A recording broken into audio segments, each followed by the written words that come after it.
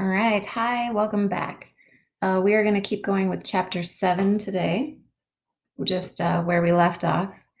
So we just talked about the Bohr model of the atom and all those orbitals and how confusing it is when you have a lot of electrons in there and how it can't really describe multi-electron atoms. So where are those electrons and how do we describe their paths? We're going to be looking at some different ways to do that. So in this session, we're going to learn about quantum numbers.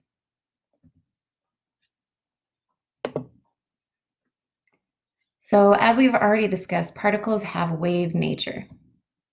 So this scientist named de Broglie figured this out. If electromagnetic radiation behaves as a particle, could a particle in motion, such as an electron, behave as a wave? It turns out the answer is yes. All particles also have wave characteristics, and de Broglie's equation describes that. I'm not going to show you de Broglie's equation right here because I don't expect you to solve problems with it, but conceptually I want you to know that all particles also have waves associated with them, even big particles. You can calculate the wave associated with really big things like a baseball or a car or a person. So another thing that you might have heard of with talking about quantum mechanics is the uncertainty principle. So we have wave theory versus particle theory. Each yields a different answer for location of electron around the nucleus. It's impossible to predict both location and velocity accurately.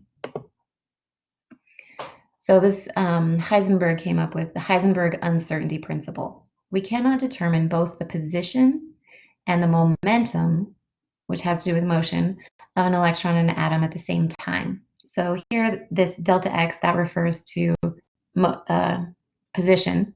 And then this mv here is the momentum. And you can see this little delta kind of refers to the uncertainty there. So it's greater than or equal to, and here's h again with Planck's constant, over 4 pi. Again, I don't expect you to solve any actual problems with this equation, but I wanted to make sure that you've seen it and you know that this is called the uncertainty principle. So we cannot know where the electron is and like how fast it's traveling at the same time.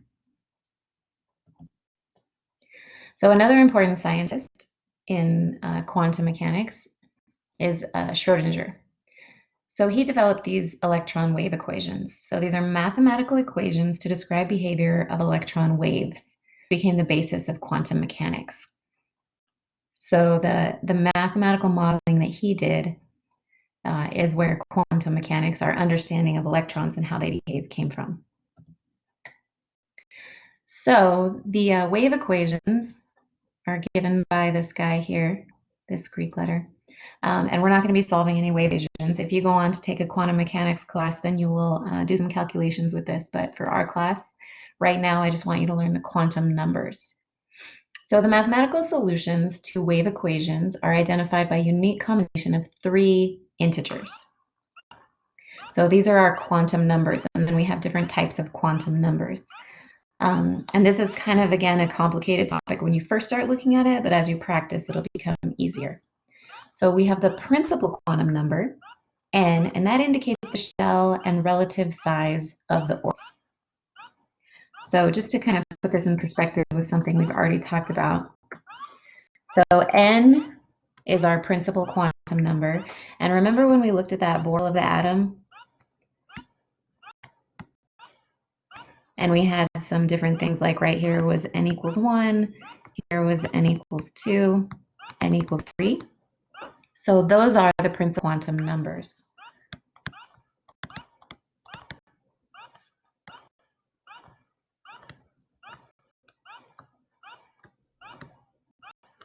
So this also relates to that position on the periodic table.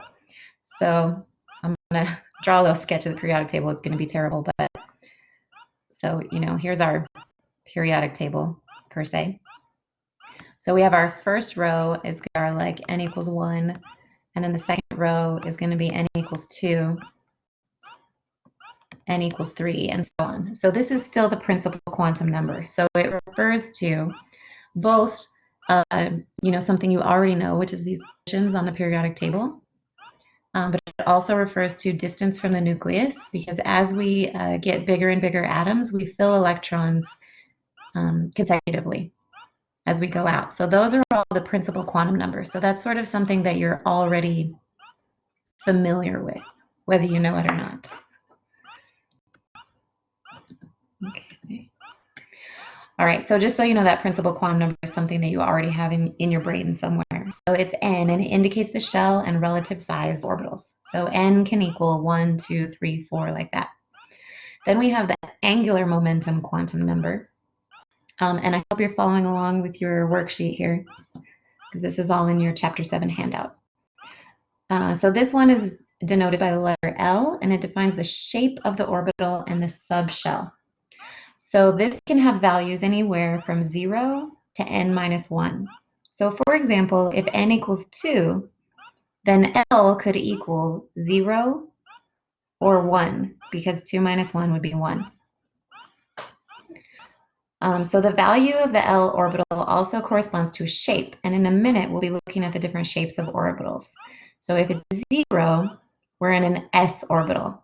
If it's 1, p, 2, d, and 3, f.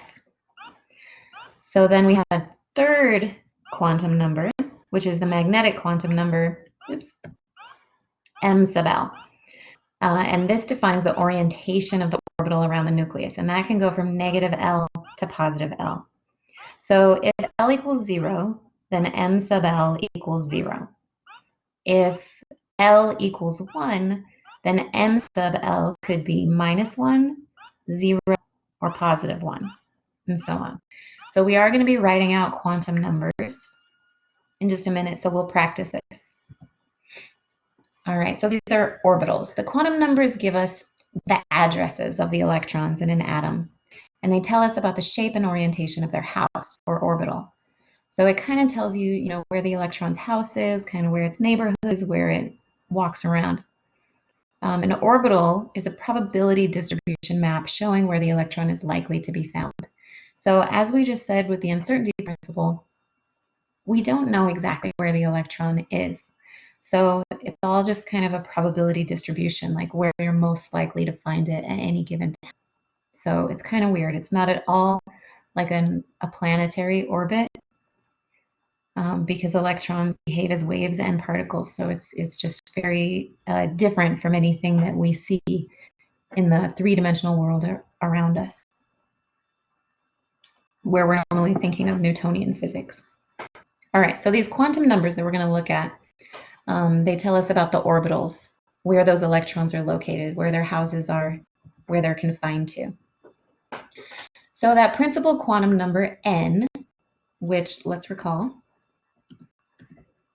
that the principal quantum number n corresponds to both distance from the nucleus, right here, 1, 2, 3, and it also, you can find it on your periodic table, 1, 2, 3. That's your principal quantum number. Okay, so if we have n equals 1, it's an s orbital, like we said, because of that L. So we have the s orbital, and it's spherical. So the electron can be found somewhere around this three-dimensional sphere. Once we go to the 2s orbital, so it's the same shape orbital, but it's farther away from the nucleus. You can see it's bigger, but it still has this spherical shape. So that's the probability map of where the electron might be. So you can see it going around. Then that angular momentum quantum number, which was the L, that tells us the shape of the orbital, S, P, D, or F. And remember, L can have the quantities of 0 to n minus 1. So if L equals 0, that's an s orbital, which is this spherical shape.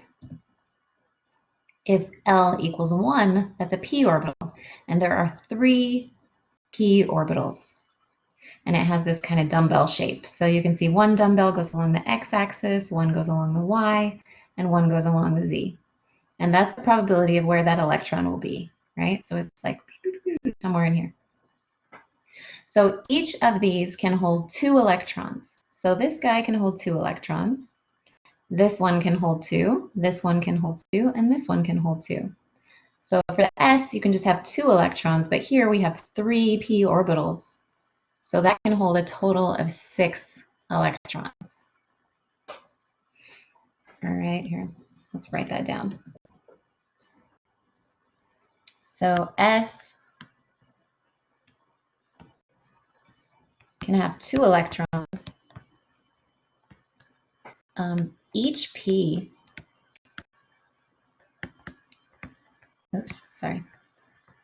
can have 2 electrons. And since there are 3 p orbitals, then the total for p is 6 electrons. And like I said, we're just starting this, so it'll make more sense once we get more into it. All right, then we have d orbitals. So these you can see have these different shapes. So these are all your different d orbitals. So you can see there are 1, 2, 3, 4, 5 d orbitals. Each of those can hold 2 electrons. So 5 times 2 is 10. So within all the d orbitals, you can have 10 electrons for any given principal quantum number. So then that magnetic quantum number, the m sub L, can go from negative L to positive L. So if we have these p orbitals here, that means L equals 1. So we have the p orbitals. So this one you could call -1, this one 0, and this one +1, because there are 3 different identical in energy orbitals, and those are your p orbitals. So again, 2 electrons, 2 electrons, 2 electrons. So you can have 6 total electrons here. And m sub L equals -1, 0, +1. If we're looking at m sub L for our d orbitals, which is L equals 2, then m sub L can go from negative L to positive L. So if L equals 2, then that means -2, -1, 0, +1, +2. So again, there are 5 different orbitals here. Each one can hold 2 electrons, so that's a total of 10 electrons that can be in the d orbitals for any given n, the principal quantum number. Okay, so just to kind of show you, there's a lot of letters and numbers and maybe seems like nonsense right now, but I do want to show you that these are on the periodic table. So as we discussed, this is n equals 1, n equals 2, n equals 3, and so on. So that's your principal quantum number, is the row that you're in. These are all going to be s electrons, so the 1s, 2s, 3s, like this. So this is where your s electrons are. And those, remember, can hold 2 electrons. Then we can go over here to the p orbitals. So remember, there are 3 p orbitals. Each one can hold 2 electrons, so that's a total of 6. 1, 2, 3, 4, 5, 6. So that's your 6 p electrons. Then these are our d electrons here in our transition metals. And remember, there are 5 d orbitals for a total of 10 electrons. So if you count across here, 1, 2, 3, 4, 5, 6, 7, 8, 9, 10.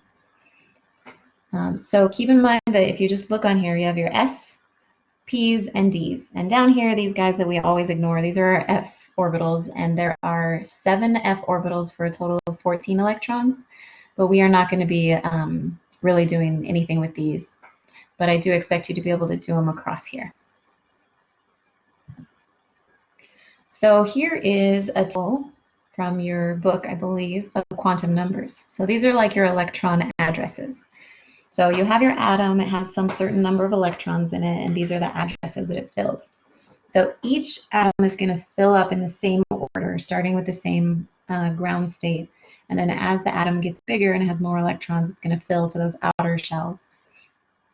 So if your principal quantum number is 1, you're in that first row, which just has hydrogen and helium in it.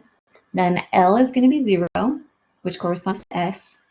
M sub L can be 0 because that's from negative L to positive L.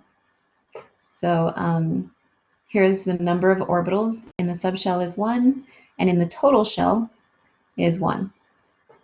Then if we go down to the second one, we have the S. We can fill up the S, and then we also have P. So here, the number of orbitals, we have 1 for the S, and then remember there are 3 P orbitals for a total of 4. So it just keeps going like that. Each row we add on, here are the D's getting added on, so we have a total of 9 orbitals there. And then for n equals 4, we have S, P, and F for a total of 6 orbitals in the shell. All right, so let's practice electron orbitals. So let's just say for the n equals 4 level or shell, what are the letter designations of all the subshells? So this problem is on your handout. So if you need to, pause it, come back while you work it out. And then we want to know, what is the total number of orbitals? Okay, so if n equals 4, we know the possible range of values for the other quantum numbers and can determine the identities of the subshells and the total number of orbitals from the relationships provided. So we know that L can go from 0 to n minus 1, and M sub L can go from negative L to positive L. So for n equals 4, there are 4 possible subshells. L equals 0 for S, so that's 1 possible orbital. L equals 1 for P, so that's 3. 2 for D, that's 5 possible. And 3 for F, and that's 7 possible. So a total number of 16 orbitals.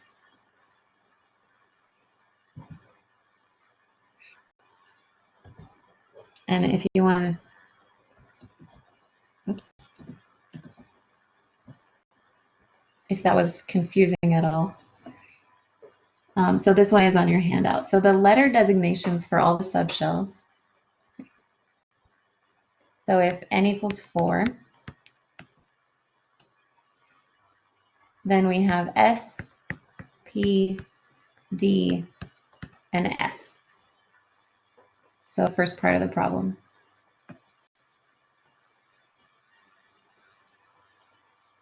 Then we want to know the total number of orbitals. So for S, there can be 1 orbital. For P, there are 3. For D, 5. And for F, 7.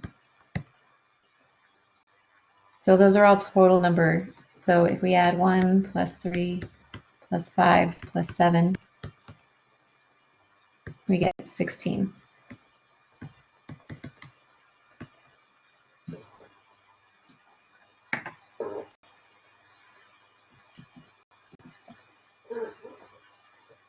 Okay, then let's move on to the next question.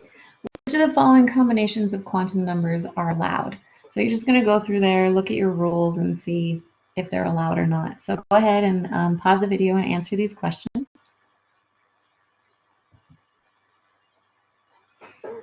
All right, so set number 1 right here is not acceptable because L can only go from 0 to n minus 1. So n minus 1 here is 0, so this would have to be 0. So this is unacceptable. Set number 2 is fine. Set number 3 is not acceptable because of the M sub L value, which can only go from negative L to positive L. So in this case, since L is 0, this would have to be 0. And then for this one, this is also not acceptable, again, because of the value of M sub L. Could only be negative 1, 0, or positive 1. It can't be this. So make sure you know those rules for what the different quantum numbers are allowed to be, and that you would be able to do a problem like this, where you tell me what is an acceptable set or not an acceptable set.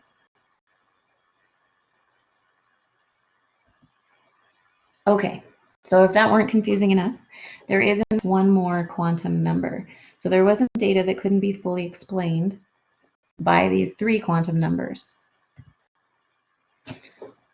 So not all spectral features are explained by wave equations. We have this appearance of what are called doublets in atoms with a single electron in the outermost shell.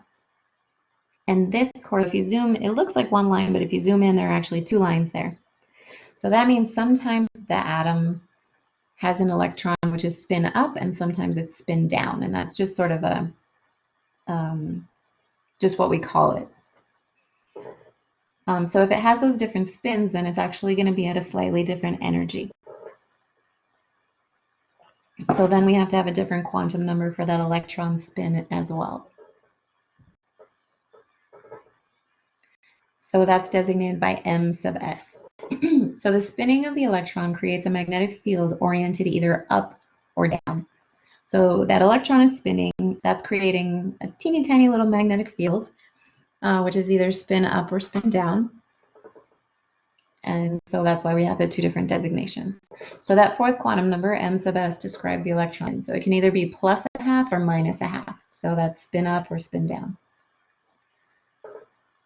So then we also have what's called a Pauli exclusion principle, which is that no two electrons in an atom can have the same set of 4 quantum numbers.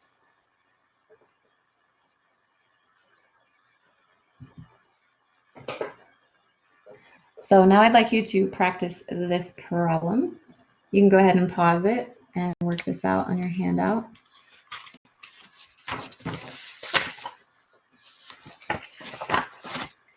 So write the set of quantum numbers that describes each electron in the 3 2p orbitals. So it's kind of like you're going to give an address for every single electron that's in there. So there are 6 total electrons, and you need to write down the address for each one of them.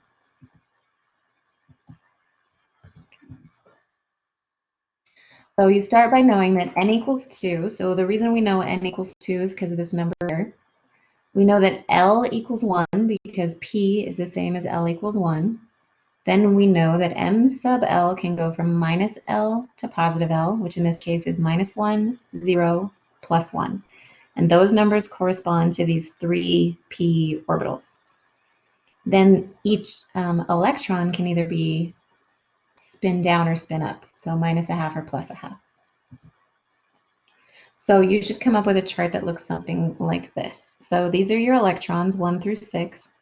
They are all in n equals 2. They are all in L equals 1 because they're all in the p orbitals. But then you have m sub L equals minus 1. And for that minus 1, it can either be plus a half or minus a half for the electron. And then for the 0, 1, one electron can be spin up and one can be spin down. And then for this p orbital, the electron can either be plus a half or minus a half. So if you have 2 electrons in one orbital, one of them must be spin up and one of them must be spin down. They cannot both be spin up and they cannot both be spin down. So these are your addresses for all these different, all the 6 electrons that can fit the p orbitals.